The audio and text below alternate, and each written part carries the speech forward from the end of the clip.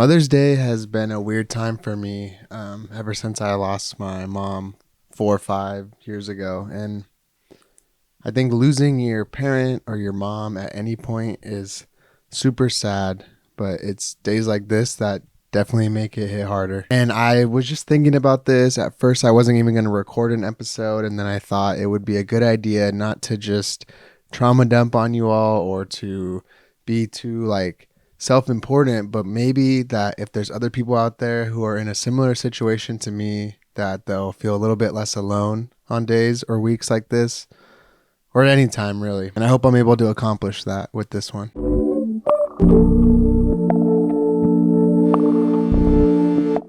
I guess just a backstory. Losing your mom sucks, obviously, but I think it's even more interesting when I feel like I was coming from a situation where I had a very, very complicated relationship with my mom. Um, she was a single parent for the most part. She struggled a lot with holding down any type of job, money, mental health stuff, like bipolar type stuff, and anxiety, depression, drugs, all kinds of stuff. And, when I was a kid, especially as I got into high school and stuff like that, we had this crazy, tumultuous relationship, pretty hostile. I was like kind of on my own at some point. I was really fighting a lot of like breakdowns and like no sense of safety. And this was kind of the normal for me. And I think that's why I am the way I am to a certain extent now. And I just, I don't know. I feel like that needed a caveat. I'm not here to rehash all the bad things that happened between us. I think for my mom's capacity, she did always try her best, whether or not that was what should be the best, like publicly considered or whatever. That's up for debate. Even if she couldn't always, show up in the most parental way, I do know that the one thing that she always did was love me very much. Show up for me with endless love and praise and always talking the best about me. And whether this maybe put some pressure on me or not, I do think that her and a lot of my family on my parents' mom's side always said like I was the best thing that ever happened to that family. And big shoes to fill. And to me, I'm just some guy, but it's like I also did make you feel good because you're loved, or at the very least people are proud of you and want you to do good for yourself. But the weirdest part is when someone passes, I don't know if other people have experienced this, your brain instantly, maybe it's a coping mechanism or what, but it instantly only remembers good stuff. My brain didn't remember all the fights we had, all the crazy breakdowns and moments screaming at each other on the phone, or me running away, or all this stuff. Your brain doesn't remember that. It remembers the loving days when you're out and those beautiful texts, or something like when your parent is thinking of you, or just being a little boy, and getting love and hanging out and running around and trying to make my family and my mom laugh. Like that's those beautiful moments. That's what your brain remembers. I feel like it might be similar to like what you see when you die. Like this whole life flashes before your eyes. It's like I got to see this beautiful highlight reel of all the good stuff. And I think it's weird because it does paint like a rose colored glasses type thing. You miss them even more because it's an idealized version of the person that you miss. Maybe not what reality always was. But it does paint them in a really positive way. And I've had that happen with all the people that I've lost in my life who were really important to me. And I don't know if it's a good thing or not. It's probably net positive because you're not just, yeah, they sucked, I'm glad they died or whatever. Like that wouldn't be cool either. But I wonder if you have felt that, if in your own experiences with grief and loss. My mom really loved me and always tried to show up for me the best way she could, and at the very least was always thinking about me. So the day she passed was an interesting one because it was actually my birthday. I'm pretty sure it was 2020 or 2021 in October. She either passed that day or the day before. I'm not quite sure. I remember being in Hollywood by myself in my office. My wife was gone, so I ordered some DoorDash and got some good food and was kind of just celebrating my birthday by myself because it was COVID. And the day got later and later and later, and I wasn't worried about my mom calling me to wish me happy birthday. That wasn't like something that I needed to feel good on that day. But the fact that she never called was concerning. I found out that day that she passed away at her house, and um yeah, that was happy birthday, right? But I got through it, and I really, shout out my Aunt Linda, my mom's sister, who helped me through a lot of stuff in that time with not only logistical stuff, but being there for me and support in all kinds of ways, as well as all my awesome friends. And of course, my wife, Erica, who was in Hawaii at the time, managing emergency with her own sister and flew back to be with me. And because, man, that shit's hard, dude.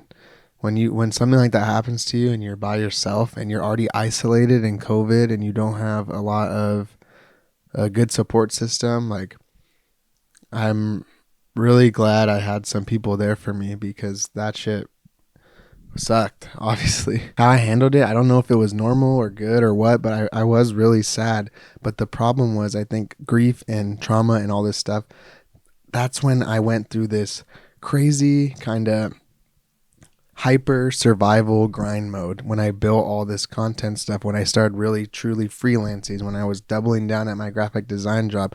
I think I channeled all that grief and trauma and all that stuff into work and into going like super hard, and that was like this way to avoid it. I think that there's different types of people that react to stuff in different types of ways, more depressive where you withdraw, get away from stuff, or more like high energy, anxiety driven where you channel all that into maybe something productive, maybe something not, but it's definitely kind of manic, and it was definitely like a crazy, interesting time. And that's why I barely even remember how to explain it right now. I'm grateful that I reacted that way and I built this way more beautiful life that I have now.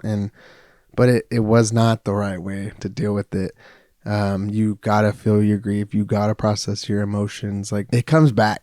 You owe interest on that shit. It's like a debt. Maybe though, that's what she would have wanted, to see me go through that stuff and succeed. I don't know. I hope that I'm making my mom proud with all the stuff that I've done. I think I've made myself proud. I'm not entirely sure, but I think that's one of the hardest parts. Like, there's two hardest parts about my own experience losing a mom, and maybe some of you can relate to this, maybe not, I'm not sure, but the two hardest things for me was like, bro, we came out fucking Section 8, food stamps, poor, barely getting by, having no, the stuff I'm able to do now and the things I'm able to do are so beyond what I even thought. My idea was successful was just maybe being able to go to college and getting a job, a salary job for something I kind of like. I'm living my own dream essentially, and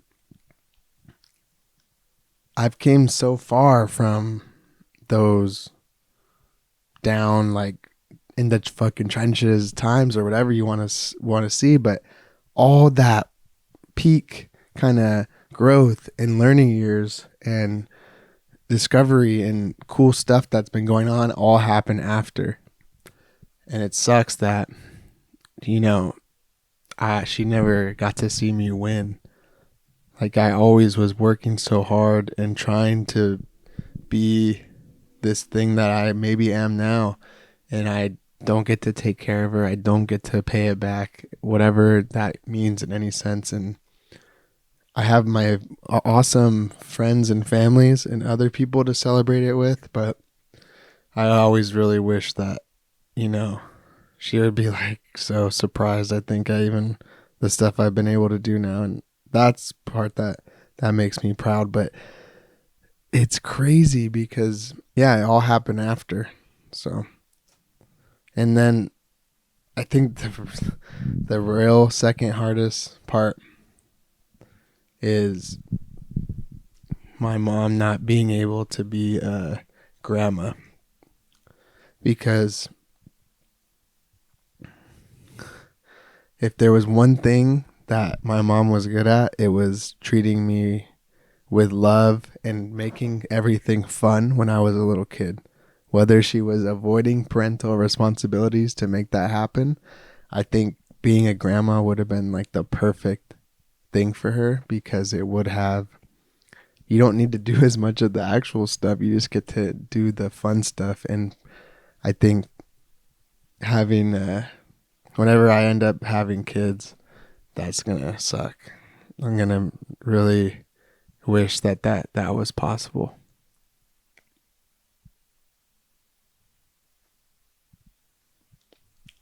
I don't know much else what I have to say about this. This is just kind of the stuff I think about around these times, and kind of gets me in a block and in my head and sad and melancholy. So I thought I might as well apply it to something that I'm doing now.